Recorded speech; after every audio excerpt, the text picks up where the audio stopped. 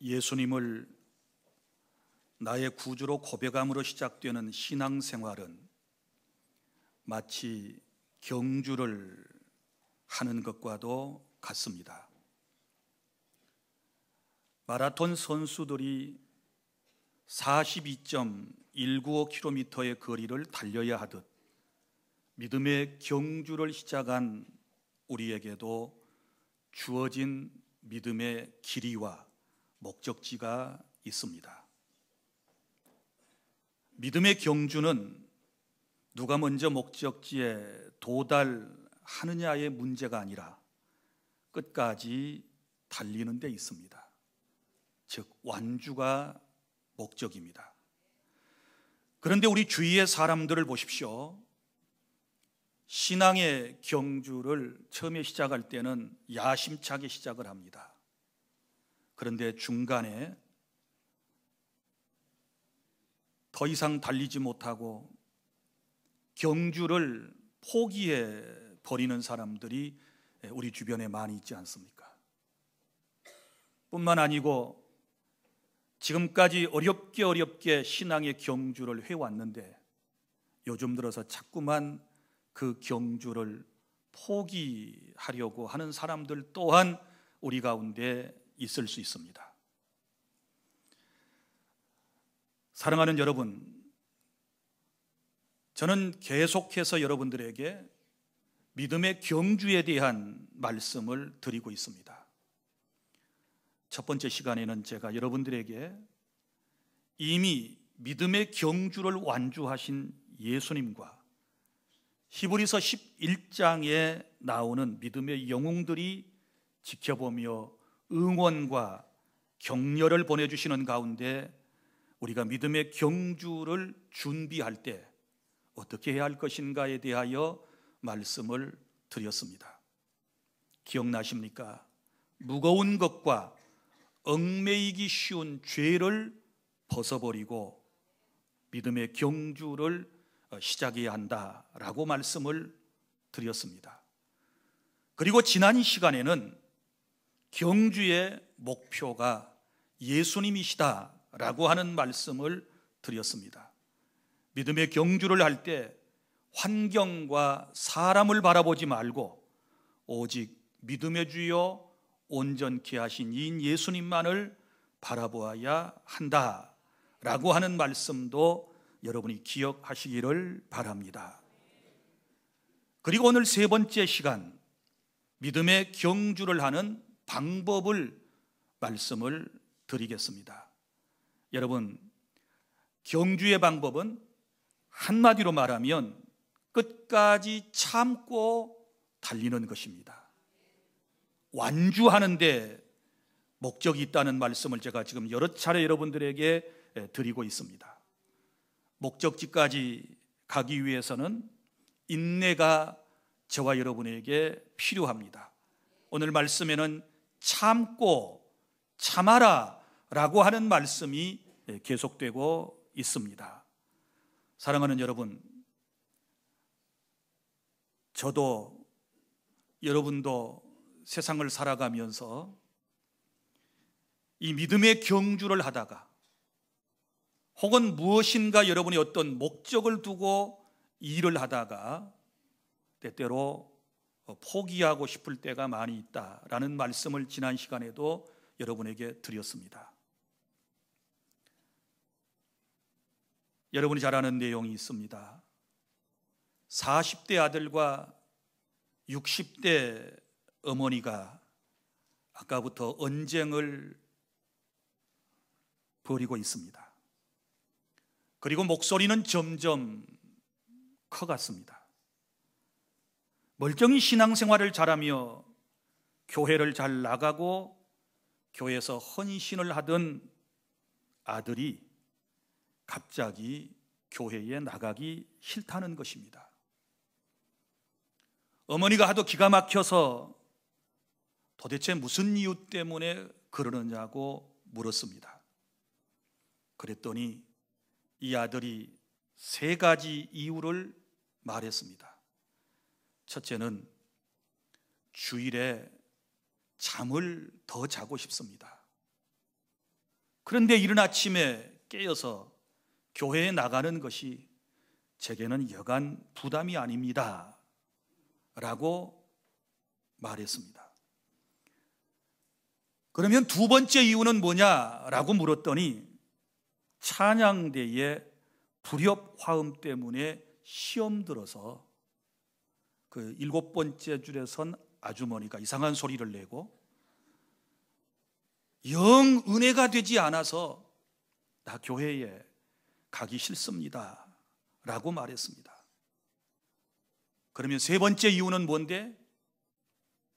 40대 아들이 하는 말, 주일날 장로님의 대표 기도가 너무 길어서 그것이 싫어서 제가 교회에 안 나가려고 그럽니다 라고 대답을 했습니다.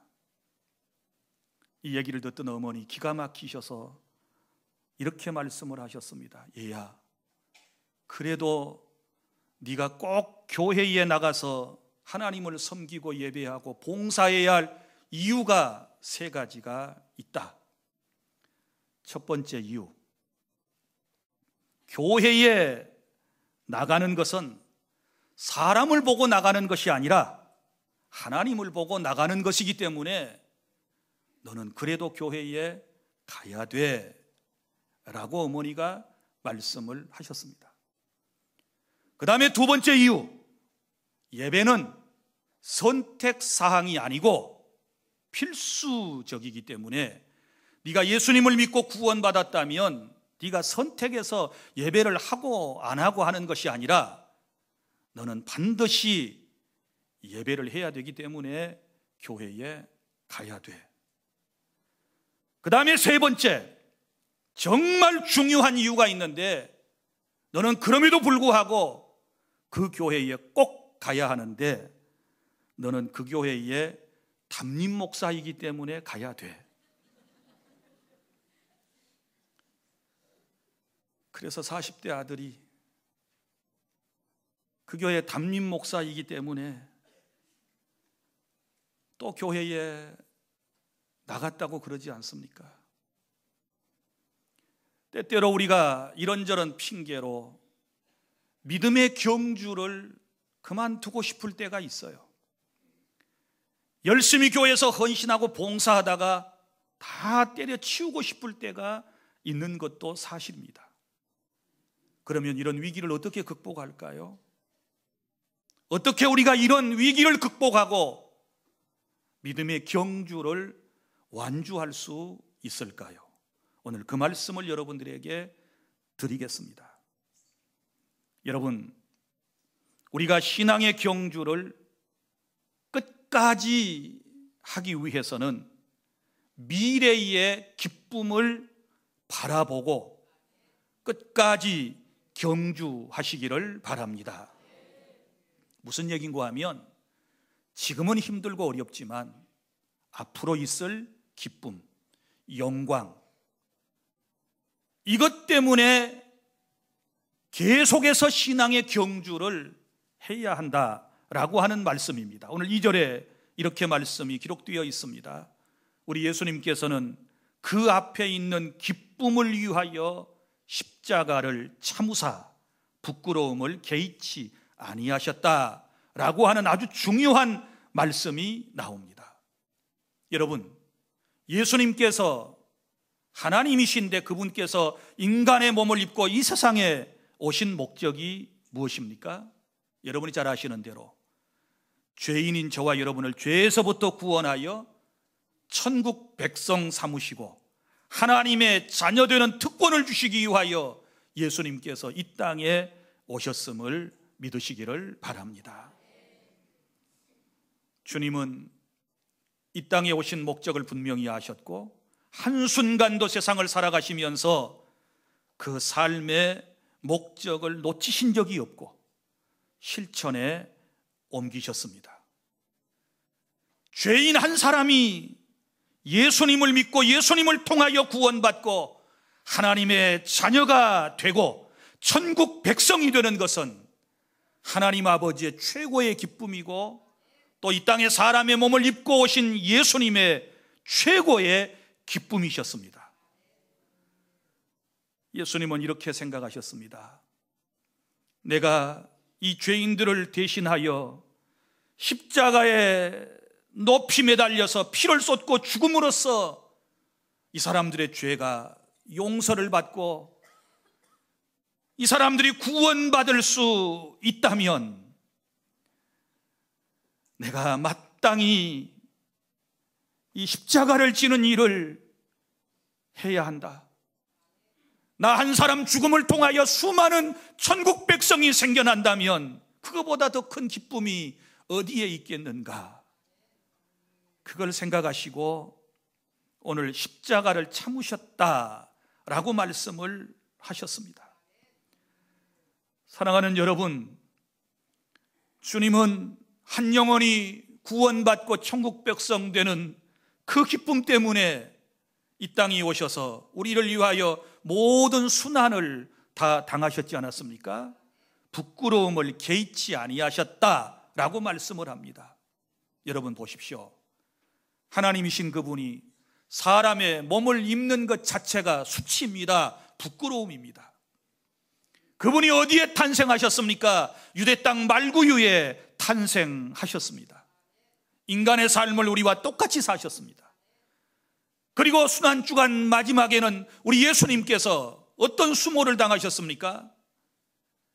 사람들에게 모욕을 당하셨고 얼굴에 침뱉음을 당하셨고 채찍에 맞으셨고 야유를 받으셨고 그리고 나중에 십자가에서 피를 쏟고 죽으시는 이런 부끄러운 일을 주님이 다 당하셨는데 무엇 때문에 참으셨나요?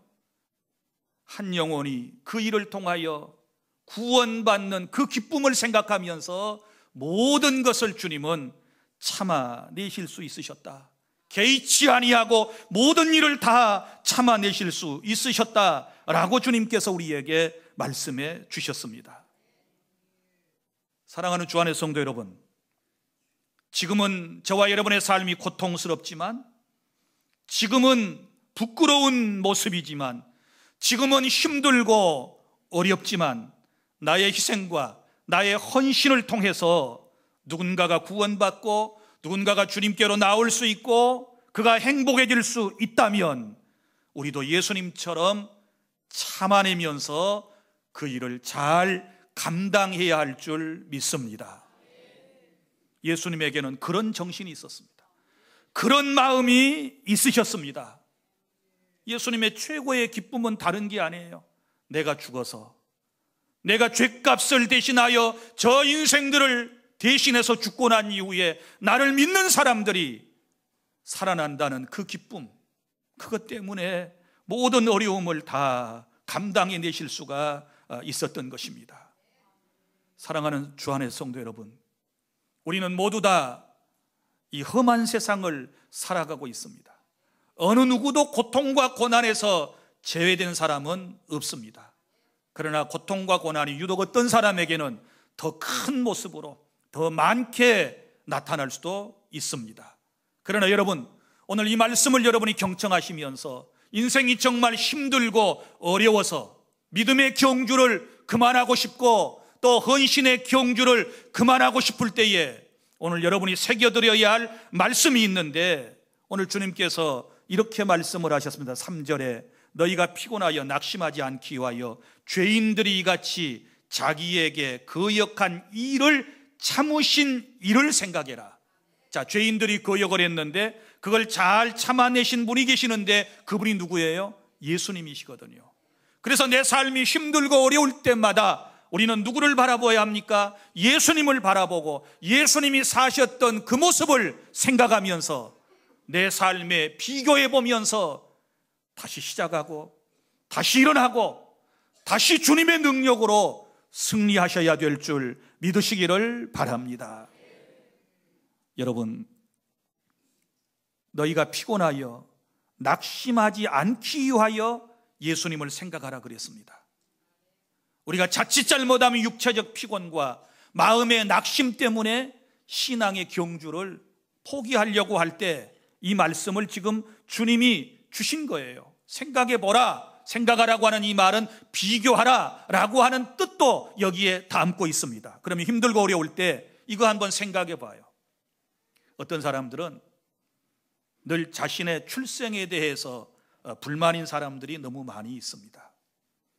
다른 사람들처럼 아주 건강한 어머니와 아버지를 통해서 세상에 태어났으면 하는 그런 바람을 누구나 갖게 되는데, 출생의 비밀이 있다 그 말이죠. 출생의 비밀이 있어요. 부모님에 대한 비밀이 있는 분들이 있을 수 있어요. 그게 항상 어떤 사람에게는 마음의 상처가 되기도 합니다. 왜 우리 아버지가 바람 피워서 나를 낳았지? 왜 우리 어머니는 본부인이 아니시지? 이런 것들은 우리의 마음속에 상처가 되는 거예요. 이것 때문에 우리가 지금까지 힘들어하는 분들이 더러는 우리 가운데 있을 수 있습니다. 그때 여러분, 예수님을 생각해 봐요. 예수님은 동정녀 마리아의 몸을 통해서 태어나셨습니다.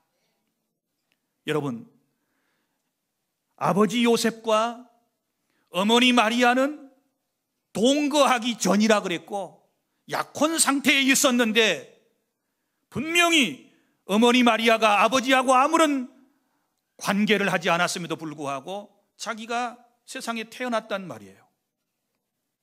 인간적으로 볼 때 이건 출생의 큰 상처입니다. 생각해 보세요. 사람들이 뭐라고 그랬겠습니까? 하나님의 음성을 듣지 못하고 이 아이에 대한 탄생에 대한 이야기를 사람들이 하나님의 은혜의 말씀 가운데서 이해하지 못하게 되었을 때 뭐라고 그랬겠습니까? 저는 이상하네요.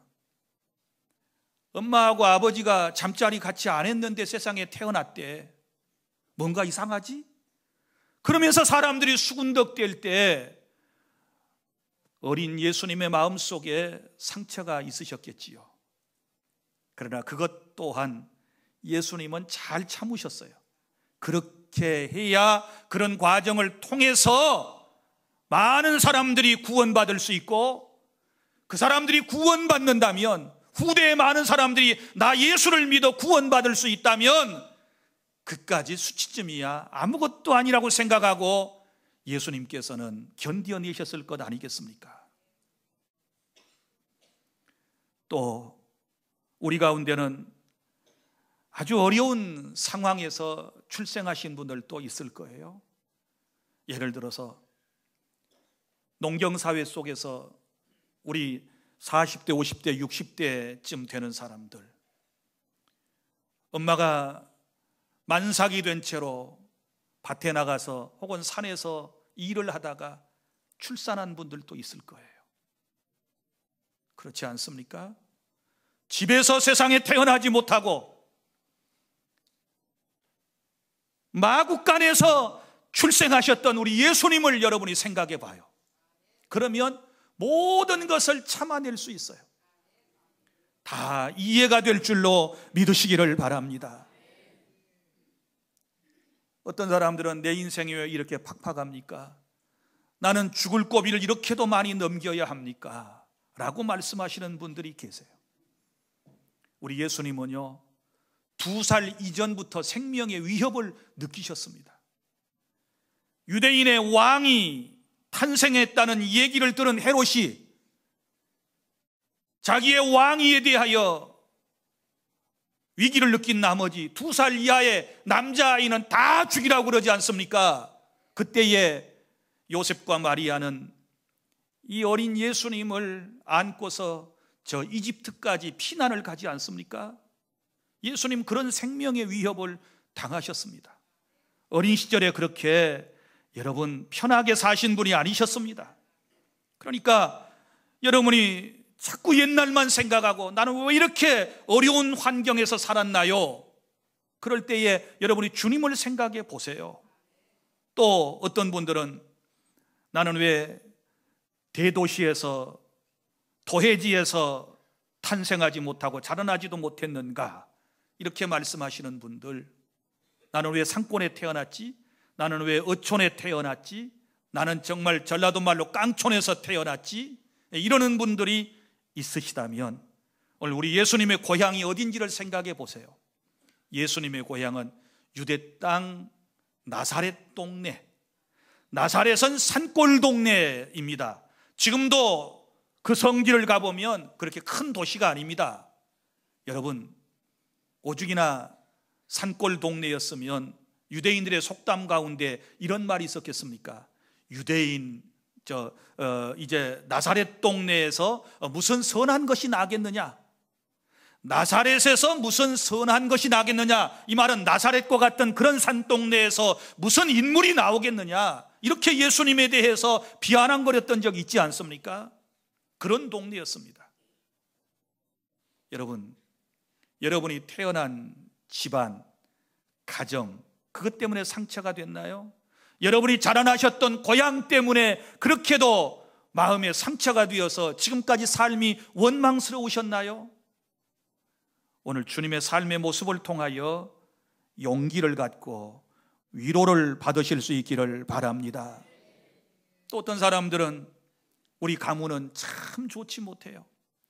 왜 어렸을 때부터 제가 이 모든 짐을 다 떠맡아야 하나요? 라고 하는 분들이 계실 수도 있을 겁니다. 예수님의 가정을 보세요. 여러분, 예수님의 육신의 아버지인 요셉은 일찍 세상을 떠났습니다. 그래서 예수님은 젊은 나이에 그 가족들을, 동생들을 그는 보필해야 하는 그런 일을 감당해야만 했습니다. 여러분, 가족을 부양하는 것뿐이겠습니까? 나중에는 주의 사역의 길로 들어서면서 예수님이 이렇게 말씀하셨던 거 기억하시나요? 저 공중에 나는 새도 깃들일 곳이 있고 여우도 굴이 있지만 인자는 머리 둘 곳이 없다. 이게 무슨 얘기예요? 주님은 집 한 칸도 없으셨습니다. 머리를 두실 만한 그런 곳도 없는 상황에서 주님은 하나님께서 맡겨주신 귀한 사명을 감당하기 위해서 그렇게 사셨던 것입니다. 그러니까 가문 때문에, 가정 때문에 지금까지 마음에 상처가 있으셨다면 다 치유받는 역사가 일어날 수 있기를 바랍니다. 또 여러분의 어떤 공동체에서, 사회에서, 교회에서 사람들에게 따돌림을 받고 있다고 생각하십니까? 아무도 내 편이 없고 내 곁에서 떠나고 나를 멀리한다라고 생각되시는 분들, 예수님을 한번 생각해 보세요. 여러분, 예수님은요 고향 사람들에게도 따돌림을 당했습니다. 이 고향 사람들이 예수님을 죽이려고 그랬지요. 낭떠러지로 끌고 가서 예수님을 밀어뜨려서 죽이려고 그랬을 때 예수님은 피해 가셨다고 말씀을 하지 않습니까? 조그만 산골 동네에 고향 사람들 다 알만한 사람들이고 다 일가 친척들일 터인데 그 사람들이 예수님을 죽이려고 그랬어요. 이게 현실입니다. 이게 우리가 살아가는 세상입니다. 심지어 예수님의 손아래 동생들, 육신의 동생들조차도 예수님이 살아 생전에는 예수님을 구주로 믿지 않았습니다.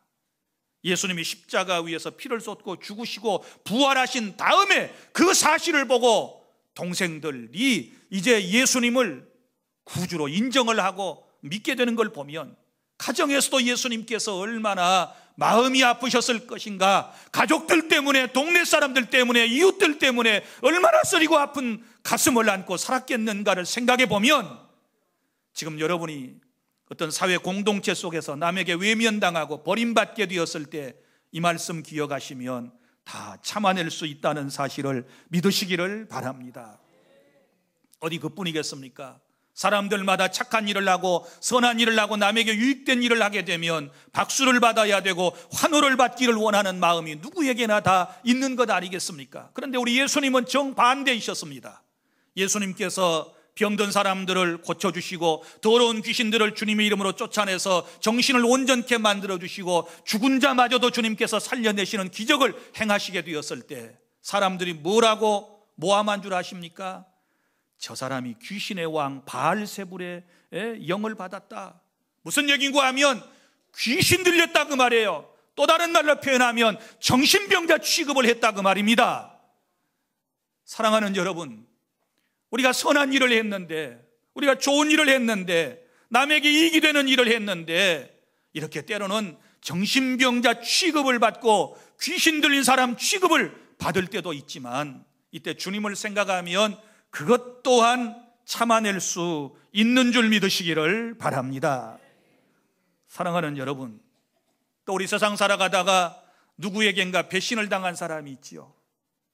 여러분, 어떤 사람이 이런 말을 했어요. 사람 가죽 쓴 인간 절대 믿지 말아라, 이런 말을 했거든요. 무슨 얘기인가 하면, 사람이라고 하는 것은 여러분 믿을 대상이 아니에요. 우리는 사랑의 대상이라고 제가 여러분에게 늘 말씀을 드렸습니다. 그런데 이 사람들에게 우리가 많은 상처를 입는 것 가운데 하나가 뭐냐 그러면 배신입니다. 배신.